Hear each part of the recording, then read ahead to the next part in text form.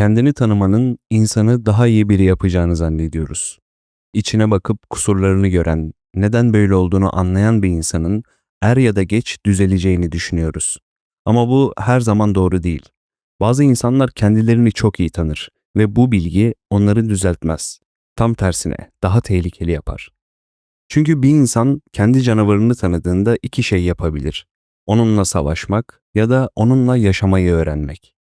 Tony Soprano 6 yıl boyunca bir psikiyatrın karşısında oturdu. Kendini tanıdı ve o terapi onu daha iyi bir insan yapmadı. Onu daha iyi bir canavar yaptı. Tony, New Jersey'de büyük bir evde yaşıyor. Arka bahçesinde havuzu, bir eşi, iki çocuğu var. Sabahları gazetesini alıp kahvesini içiyor. 40'lı yaşlarında, göbekli, biraz yorgun bir adam. Sıradan bir aile babası gibi görünüyor. Ama bu adam bir mafya babası. New Jersey'nin en güçlü suç ailelerinden birinin başında. Şehrin yarısını haraca bağlamış. Suç kelimesinin altını dolduran ne kadar tanım varsa hepsini gerçekleştiriyor ve gerektiğinde kendi elini kirletmekten geri durmuyor. Bir gün evinin havuzuna bir yaban ördeği ailesi yerleşir. Tony onları besler. Her sabah havuzun kenarında oturup saatlerce onları izler. Bu ördekler ona tuhaf bir huzur verir. Sonra bir sabah ördekler uçup gider. Tony, ördeklerin gökyüzünde kendinden uzaklaşmasını gördüğü an panik atak geçirmeye başlar. Ve o an yere yığılır. Nefesi kesilmiştir, gözleri kararmıştır. Bedeni kendine ait değildir artık. Bir mafya babası kendi bahçesinde birkaç kuş yüzünden bilincini kaybetmiştir. Geçirdiği panik atağın güçlü olduğunu yere yığılmasından anlayabiliyoruz.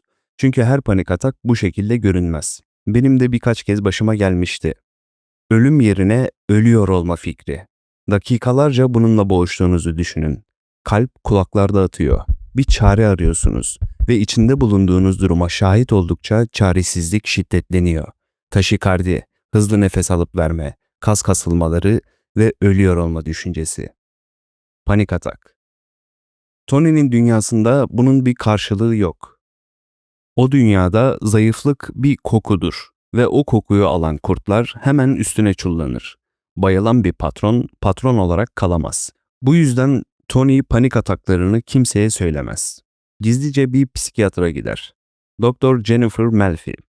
Ve o bekleme odasında otururken hayatının en utanç verici anlarından birini yaşar. Çünkü onun dünyasında terapi zayıfların işidir. Erkekler duygularından bahsetmez. Ama panik ataklar o kadar şiddetlidir ki başka çaresi kalmamıştır. Şimdi çok dikkat edin. Çünkü bundan sonrasını anlamanın anahtarı burada. Tony terapiye iyileşmek için gelmedi. Panik ataklarından kurtulmak için geldi. Bu ikisi aynı şey değil. Tony içindeki canavarı değiştirme niyetinde değil. Sadece o canavarın yan etkilerinden kurtulmak istiyor. Yığılmasın, bayılmasın, adamlarının önünde rezil olmasın, nefes alıp işine devam edebilsin. Suç işlemeye, yalan söyleyip aldatmaya, insanları ezmeye devam edebilmek için. Onun için terapi, tedaviden çok bir bakım, arabası bozulan bir adamın tamirciye gitmesi gibi. İşte dizinin bütün gerilimi buradan doğuyor. Çünkü artık iki Tony var. Biri dışarıda bir mafya babası, diğeri bir kanepede çocukluğunu anlatıp ağlamaya çalışan bir hasta. Ve biz 6 sezon boyunca ikisini de izleyeceğiz. Aynı adam olduklarını göre göre. O kanepede Tony ilk kez birini anlatmaya başlar. Ama anlattığı kişi kendisi değildir. Bir kadındır. Terapinin ilk aylarında Melfi hiçbir yere varamaz. Tony zeki bir adamdır. Kelimelerle oynamayı bilir. Bir soru sorulduğunda cevap verir gibi yapar. Ama aslında hiçbir şey söylemez. Melfi bir kapı araladığında Tony onu hemen kapatır. Öfkelenip konuyu değiştirir. Şaka yaparak kendini korur. Ama zamanla bir kapı açılır. Ve o kapının ardında bir kadın vardır. Livia Soprano, Tony'nin annesi. Livia hayatı boyunca oğluna sevgi göstermemiş bir kadındır. Soğuk, kindar ve kırıcıdır. Ama en tehlikeli özelliği bu değildir. Livia bir kurbandır. En azından kendini öyle görür. Ne yapılırsa yapılsın yetmez. Oğlu onu ziyaret etse azdır. Etmese ihanettir. Livia'nın yanında sürekli suçlusunuzdur. Ama neyle suçlandığınızı asla tam olarak öğrenemezsiniz. Sevgiyi bir silah gibi kullanır. Hep esirgeyerek. Tony bu kadının yanında büyüdü ve büyürken tek bir şey öğrendi. Sevilmek için ne yaparsan yap yetmeyecek. Melfi yavaş yavaş bir teşhise ulaşmıştı. Tony'nin panik ataklarının altında bu ilişki yatıyordu. Yıllarca bastırılmış bir öfke vardır Tony'de. Anneye yöneltilemeyen, dile getirilemeyen bir öfke. Çünkü Tony'nin dünyasında anneye kızılmaz. Anne kutsaldır. Bilincin izin vermediği öfke bedenden çıkar. Nefes daralırken kalp hızlanır ve dünya kararır. Tony annesine kızamadığı için panik atak geçirir. Ördekler uçup gittiğinde aslında yaşadığı şey buydu. Ona huzur vermesi gereken şeyler yine onu terk ediyordu ve Tony istese de onlara kızamazdı. Ama iş burada bitmiyor. Çünkü dizi ilerledikçe anlarız ki Livia sadece soğuk bir anne değildir. Tony yaşlanan annesini bir bakım evine yerleştirir. Livia bunu asla affetmez. Bir hakaret, bir ihanet olarak görür ve intikam alır. Tony'nin amcası Junior'la bir araya gelip konuşurlar. Livia doğrudan hiçbir şey söylemez. Sadece ima eder. Tony'nin ailenin başına bela olduğunu, kontrolden çıktığını, bir şeyler yapılması gerektiğini fısıldar ve Junior Tony'ye suikast emri verir. Öz annesi oğlunun ölmesine göz yumar. Bu sahne bir dönüm noktasıdır. Çünkü Tony gerçeği öğrendiğinde o kutsal ismi ağzından farklı bir şekilde çıkarır. Tony'nin en derindeki yarası artık ortadadır. Onu dünyaya getiren kadın. Onu hiçbir zaman sevmedi. Sadece sevmemekle de kalmadı. Öldürülmesine razı oldu. İşte terapinin bulduğu kaynak buydu. Şimdi durup düşünelim. Bu klasik bir terapi hikayesinin tam başlangıcıdır. Bir adam çöküyor ve terapiye gidiyor. Yıllarca kazıyor. Sonunda yaranın kaynağını buluyor. Annesi. Sevgisiz büyümüş bir çocuk. İçindeki öfkenin nereden geldiği artık belli. Bundan sonrası açıktır. Adam bunu kabullenecek, yasını tutup iyileşecek. Hikaye böyle biter.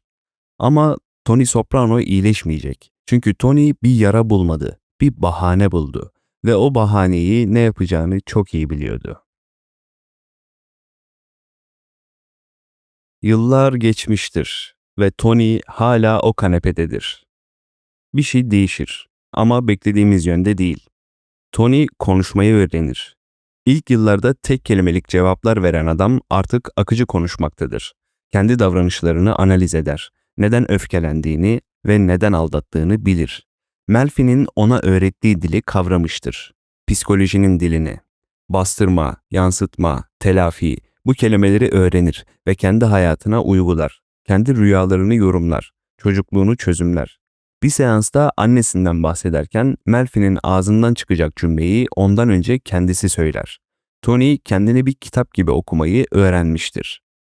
Ama bir kitabı okumakla o kitabı yeniden yazmak aynı şey değildir. Tony bu kitabın her sayfasını bilir fakat hiçbir sayfasını değiştirmeye niyeti yoktur. Bu terapinin en sinsi tuzağıdır. Buna içgörü yanılsaması diyebiliriz. Bir insanın kendi sorununu kusursuz biçimde anlaması ama o anlayışın hiçbir şeyi değiştirmemesi. Anlamak bir bilgidir, değişmek bir emektir ve ikisi arasında bir uçurum vardır. Tony o uçurumun kenarına oturur ve manzarayı seyreder. Dahası var. Tony kendini anladıkça başkalarını da anlamaya başlar. İnsan zihninin nasıl çalıştığını öğrenir. Kimin neye ihtiyacı var? Kime hangi söz söylenirse güvenir? Kim neresinden kırılır? Bütün bunları sezer. Melfi ona bir ayna vermek istemişti. Kendine baksın diye. Tony bunun aksine aynayı ters çevirip başkalarına tuttu. Terapi Tony'yi iyileştirmiyordu. Terapi Tony'ye daha keskin bir bıçak veriyordu ve o her seansta bıçağını biraz daha biliyordu. Bu bıçağın ne kadar keskin olduğunu görmek için bir adama bakmamız gerekiyor.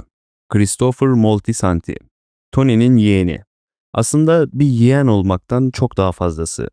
Christopher'ın babası küçükken öldürüldü. O boşluğu Tony doldurdu. Ona bir baba oldu. Sen bu ailenin geleceğisin dedi. Christopher da Tony'yi bir baba gibi sevdi. Onun için hapse girmeye ve suç işlemeye razıydı.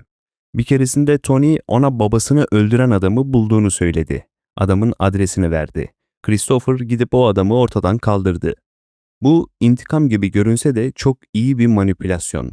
O adamın gerçekten suçlu olup olmadığı hiçbir zaman netleşmedi. Ama önemi de yoktu. Çünkü Tony bu tezgahla babanın intikamını aldık diyerek Christopher'ın ömürlük sadakatini satın almıştı. Bir yaranın üstüne basarak bir adamı kendine bağlamıştı. İşte terapinin öğrettiği şey buydu. İnsanların en derin acılarının aynı zamanda en zayıf noktaları olduğu. Christopher iş yapan bir adamdı. Ama bir sorunu da vardı.